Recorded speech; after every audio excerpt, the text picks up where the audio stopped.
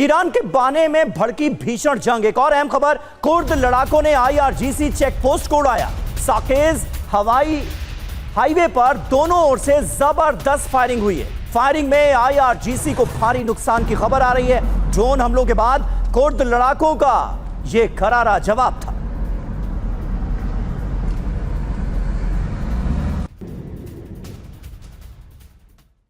तो Kurd versus IRGC बारूदी विध्वंस देखने को मिल रहा है। ईरान सीमा के बानहे इलाके में कुर्द लड़ाकों का बड़ा हमला होता है और कुर्द लड़ाकों ने साकेज हाईवे पर ईरानी सेना की चौकी को घेर लिया। इस दौरान कुर्द लड़ाकों और IRGC के बीच भारी हथियारों से फायरिंग भी की गई है। अब यहाँ पर कई सवाल उठ रहे हैं। आखिर डोनाल्ड ट्रंप घिरते हुए दिखाई दे रहे हैं, घरेलू दबाव की वजह से ये हमले किए गए हैं, या फिर वो शांति स्थापित करना चाहते हैं, ये दिखाने की कोशिश कर रहे हैं और इसी वजह से बातचीत इससे पहले की गई थी। बिल्कुल, ब्रिगेडियर शरदेंदु हमारे साथ मौजूद हैं। शरदेंदु साहब, अब ऐसे में आने वाले वक्त में संभावना किस बात की है? क्योंकि ईरान का रुख साफ तौर पर बता रहा है कि वो अपने स्टैंड से टस से मस होने का नाम नहीं ले रहा है। जिस बात का जिक्र कर रहे थे अभी कैप्टन श्याम की, मछली को जाल में फंसाने की कोशिश हो रही है।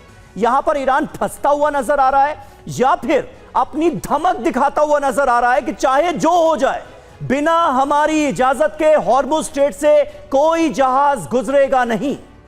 देखिए, मेरा मानना है कि IRGC का जो रिजॉल्व है, जो ईरान का रिजॉल्व है अपने नेशनल एम को लेके, वो इंटैक्ट है। उनके थॉट प्रोसेस में बिल्कुल भी एम्बिग्विटी नहीं है। उन्होंने स्ट्रेट ऑफ हॉर्मुज को पकड़ रखा है। उसके जो दो चैनल हैं, जो एक स्ट्रेट ऑफ ओमान और एक आपका स्ट्रेट ऑफ हॉर्मुज जो ईरान के नज़दीक है, इन दोनों चैनल पे उसका सर्वेलेंस काम कर रहा है और इसी चैनल में बार बार अमेरिका घुसने की कोशिश कर रहा है और उसके सर्वेलेंस सिस्टम को, इंटेलिजेंस सिस्टम को, तमाम तरीके के जो उसकी जो डिफेंस प्रिपेयर्डनेस उसको वो तोड़ना चाह रहा है। लेकिन IRGC का कंट्रोल है, इसी वजह से ये हमले हो रहे हैं। वो चाहता है कि वहाँ से जो भी जहाज गुजरे उसकी मॉनिटरिंग में गुजरे। अगर स्ट्रेट ऑफ हॉर्मुज पे उसका कंट्रोल कम हो गया तो ईरान ये युद्ध हार जाएगा, ऐसा मेरा मानना है। क्योंकि देखिए, ग्राउंड फोर्सेज में देखिए, एक कुर्द के लड़ाकों को भी अमेरिका बैक कर रहा है। ये कुर्द आए कहां से? ये ईरान को ग्राउंड बैटल में इन्वॉल्व करने के लिए लगा रखे हैं और इसको नॉर्थ इराक से लेके आज की डेट में ईरान के अगेंस्ट खड़ा किया गया है। ये है ग्राउंड ट्रूप्स का ऑपरेशन। इसको पहले भी अमेरिका ने ये स्टंट ट्राई किया था,